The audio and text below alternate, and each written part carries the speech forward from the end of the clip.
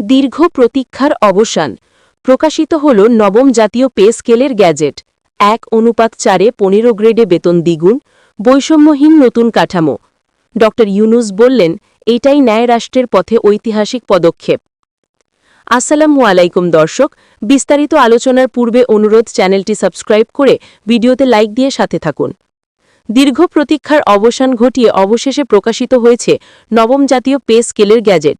হাজারো সরকারি কর্মচারীর মুখে এখন একটাই কথা, অপেক্ষার শেষ, শুরু নতুন যুগের। দেশের ইতিহাসেই প্রথমবারের মতো সরকারি বেতন কাঠামোয় আনা হয়েছে এত বড় পরিসরের পরিবর্তন। পুরনো 20 গ্রেডের পরিবর্তে কার্যকর হয়েছে আধুনিক 15 গ্রেডের কাঠামো, যা শুধু বেতন নয়, সরকারি চাকরিতে সমতা ও মর্যাদার এক নতুন দিগন্ত উন্মোচন করেছে। এই পে স্কেলের সবচেয়ে আলোচিত দিক হল একই 4 অনুপাত, অর্থাৎ সর্বনিম্ন ও সর্বোচ্চ বেতনের পার্থক্য এখন মাত্র 4 গুণ। আগে যেখানে ব্যবধান ছিল 1:10 বা তারও বেশি, সেখানে এখন বৈষম্য কমিয়ে আনা হয়েছে ন্যায্য ও বাস্তবসম্মত পর্যায়ে। অনেক বিশেষজ্ঞের ভাষায় এটাই বাংলাদেশের সরকারি চাকরিতে সমতার নতুন সংবিধান। অর্থ উপদেষ্টা ডা সালাউদ্দিন আহমেদ জানান, এই কাঠামো তৈরি করা হয়েছে দেশের বর্তমান অর্থনৈতিক বাস্তবতা, মূল্যস্ফীতি ও কর্মচারীদের জীবনযাত্রার মান বিবেচনা করেই। নিম্ন পর্যায়ের কর্মচারীরা এখন আর নিজেদের পিছিয়ে পড়া মনে করবেন না। অন্যদিকে প্রধান উপদেষ্টা ড ইউনুস এই সিদ্ধান্তকে বলেছেন ঐতিহাসিক ও মানবিক পদক্ষেপ। তার ভাষায়, ন্যায্য মজুরি মানেই ন্যায়ভিত্তিক রাষ্ট্র। তিনি আরও বলেন, এই কাঠামো দেশের অর্থনীতিতে স্থিতি ও উদ্দীপনা আনবে। নতুন পে স্কেল অনুযায়ী সর্বনিম্ন বেতন নির্ধারণ করা হয়েছে 16,500 টাকা এবং সর্বোচ্চ 1,56,000 টাকা, অর্থাৎ আগের তুলনায় প্রায় দ্বিগুণ বেতন বৃদ্ধি পেয়েছে। যারা বছরের পর বছর একই বেতনে জীবনযাপনে হিমশিম খাচ্ছিলেন, তাদের মুখে এখন প্রকৃত হাসি। এই স্কেল শুধু একটি আর্থিক কাঠামো নয়, এটি সরকারি কর্মচারীদের জীবনে স্বস্তি ও মর্যাদার নতুন অধ্যায়। আগে যেখানে পদোন্নতির উপর নির্ভর করত বেতন বৃদ্ধি, এখন থেকে কর্মদক্ষতা ও পারফরম্যান্সের ভিত্তিতে ইনক্রিমেন্ট নির্ধারিত হবে, অর্থাৎ যত ভালো কাজ তত দ্রুত উন্নতি। এতে কর্মীদের মধ্যে প্রতিযোগিতা ও দক্ষতা বৃদ্ধির সংস্কৃতি তৈরি হবে। বাড়ি ভাতা বাড়ছে 20% পর্যন্ত। বিশেষ করে ঢাকা, চট্টগ্রাম, খুলনা, রাজশাহী ও সিলেটের মতো মহানগরে ভাতা আরও বাড়ানো হতে পারে। অর্থ উপদেষ্টা জানান, ভাড়ার চাপ কমাতে ও কর্মচারীদের জীবনযাত্রা সহজ করতে এই সিদ্ধান্ত সময়োপযোগী।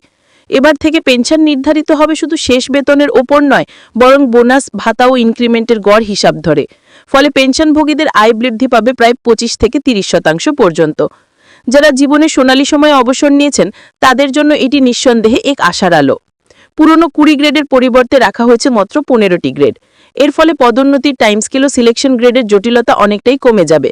কর্মচারীরা সহজেই বুঝতে পারবেন তাদের অবস্থান ও পরবর্তী ধাপ। এতে প্রশাসনিক কার্যক্রম হবে আরও গতিশীল ও স্বচ্ছ। শিক্ষক, চিকিৎসক ও প্রশাসনিক কর্মকর্তাদের জন্য যুক্ত হয়েছে নতুন ভাতা। শিক্ষকদের জন্য একাডেমিক অ্যালাওয়েন্স, চিকিৎসকদের জন্য মেডিকেল রিস্ক অ্যালাওয়েন্স, মাঠ প্রশাসনের কর্মকর্তাদের জন্য মোবিলিটি অ্যালাওয়েন্স।